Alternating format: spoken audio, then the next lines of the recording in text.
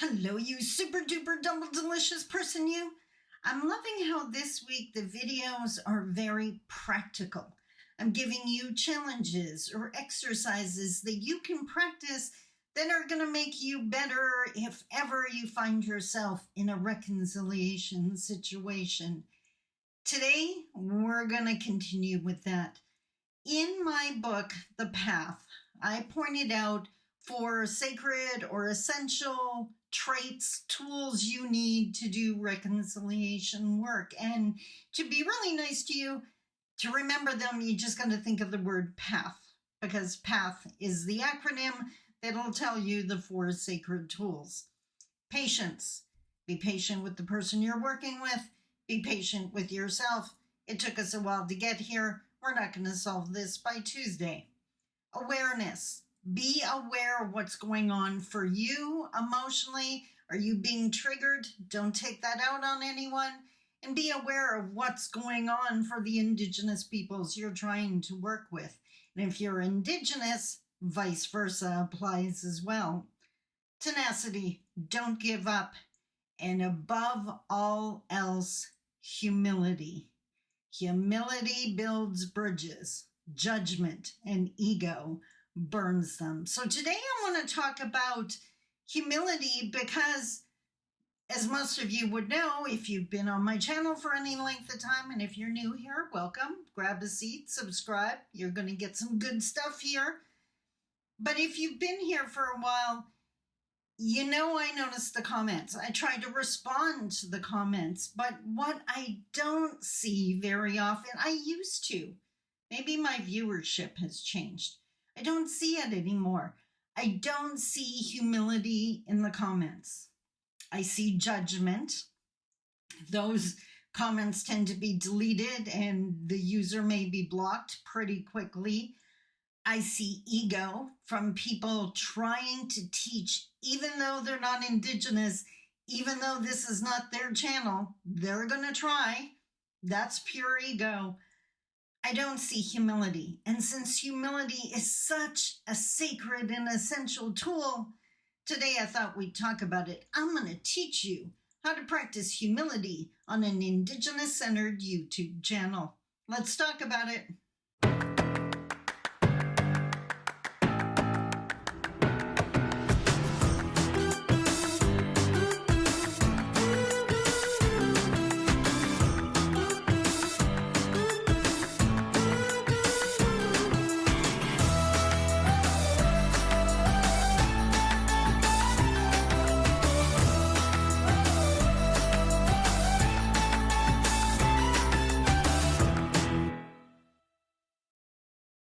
Bonjour, Mishko Paganam, Quain Adishnakas Mungdodam.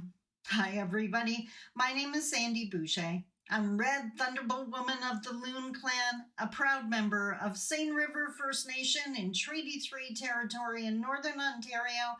And as I said in the opening, today we're going to talk about humility. This is really easy for me to do because humility is one of the 7 grandfather teachings practiced and adhered to by Anishinaabe people and many Indigenous cultures.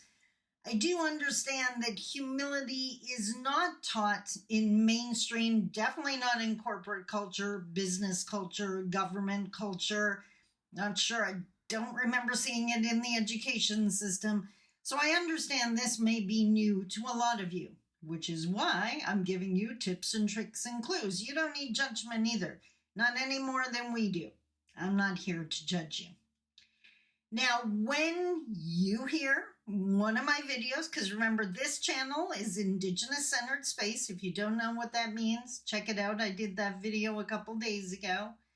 So if you hear something or appreciate the comment, of course you can just say that, wow, I really super appreciated it. But here's some tips, really quick things you can do. For one, you can simply type aho, not amen. We talked about that the other day, Christian terms in an Indigenous-centered space. We're not going to do that. Aho is just that thumbs up, that agreement, that yes, just yes. It's humility because you're not adding to it. It's good just the way it is. Aho. Another way you can do this, and I see this all the time in live events, when I'm in the audience with a bunch of other Indigenous people and we're listening to whoever speak, and I love it because we do it in unison. We're sitting there nodding, and you will hear, the only thing you will hear is,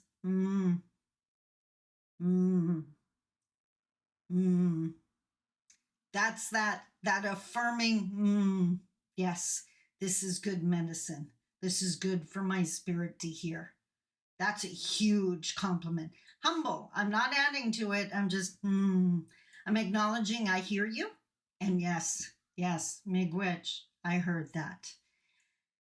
As I said, humility is just accepting without feeling the need to add to it. If you have a question, humble questions are welcome. Not, why don't they just? That's judgment. But I don't understand why Indigenous people don't. You're talking about you. You don't understand. That's beautiful. That's humble. That's vulnerable. That is welcome. What else do I have on my list here? Humility is thanking Creator and the speaker for the information that you just heard, or humility is simply just receiving. Maybe it's that thumbs up, or typing a ho, like we talked about earlier. Now, anyone who's been, I don't know, have you ever watched a comment disappear, or do I do it before I get up really early? Maybe I delete them before you see them, but I remove boastful comments. If you're going to come in here and brag about how much you know about Indigenous people, there's no humility there. That's gone. No surprise. I don't think you're surprised. I remove judgmental comments.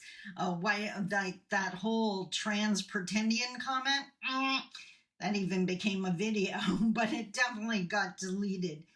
And unless an Indigenous elder is speaking, any teaching type comment, I'm removing. You have 100%, you have the right to be a teacher.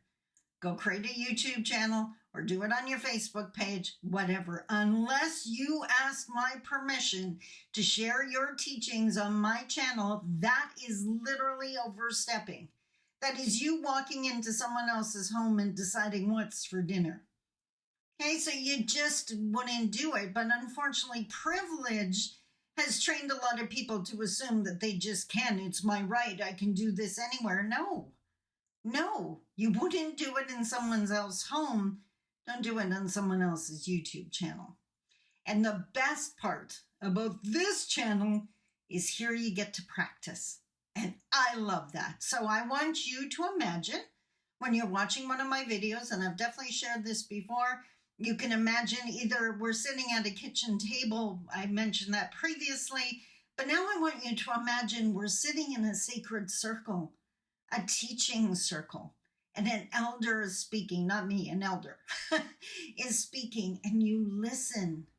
You agree. Aho. You agree. Miigwech, you agree.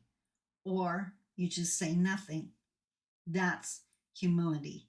You just listen. Now, why do I want you to do this? Because humility builds bridges. If you get good at this, practicing in this safe environment, then you're going to hear when that Indigenous employee is saying that there's something wrong in the culture, that a phrase that was used was problematic. You're going to be able to hear without interrupting, without judging, without trying to teach them.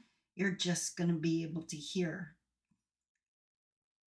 But there is a segment of the population, I can tell you right now, that is really going to struggle with this. I have no doubt in my mind, it happens all the time.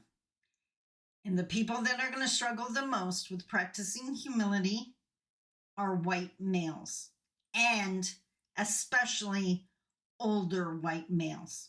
Because except for in church, They've not normally been in an environment where they just have to listen unless someone was a boss and that authority was established. But anywhere else, they've been raised to believe that their opinion, they've been taught their opinion is valuable, not an Indigenous-centered space.